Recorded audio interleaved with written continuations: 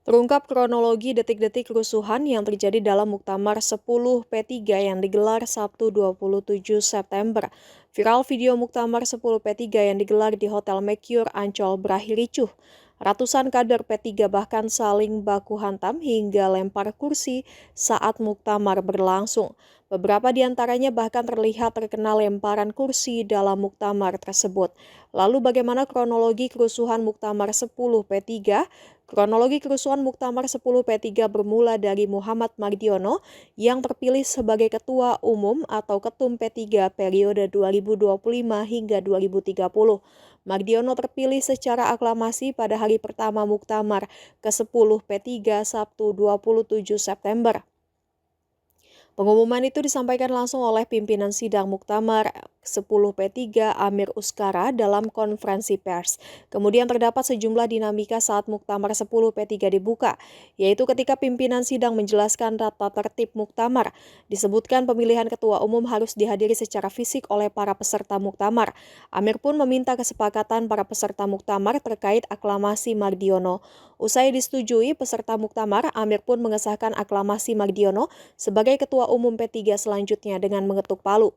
Situasi berubah menjadi tidak kondusif dan berujung ricuh seusai pimpinan partai meninggalkan ruang sidang. Jika merujuk pada susunan awal acara, agenda pemilihan Ketua Umum dan para pembantunya baru akan dilaksanakan pada hari terakhir Muktamar yaitu 29 September 2025.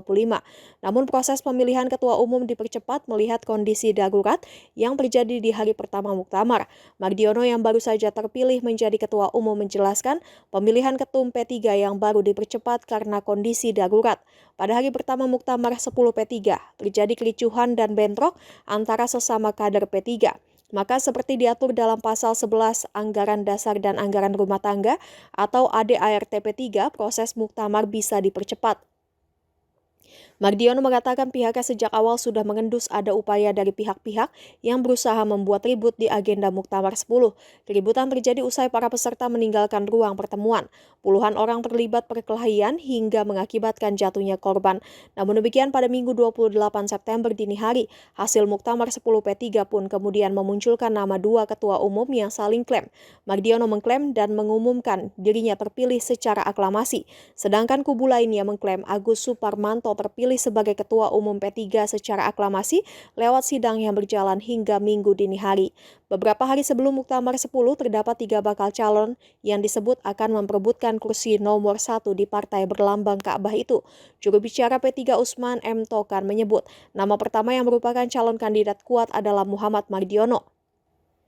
Kemudian nama kedua yang digadang sebagai calon Ketua Umum P3 adalah mantan Menteri Perdagangan Agus Suparmanto yang didukung mantan Ketua Umum P3 Muhammad Romah Hurmuzi atau Romi. Nama ketiga yang masuk bursa Caketum P3 adalah Husnan B. Fanani yang juga mantan Duta Besar atau Dubes Indonesia untuk Azerbaijan. Jangan lupa subscribe ya!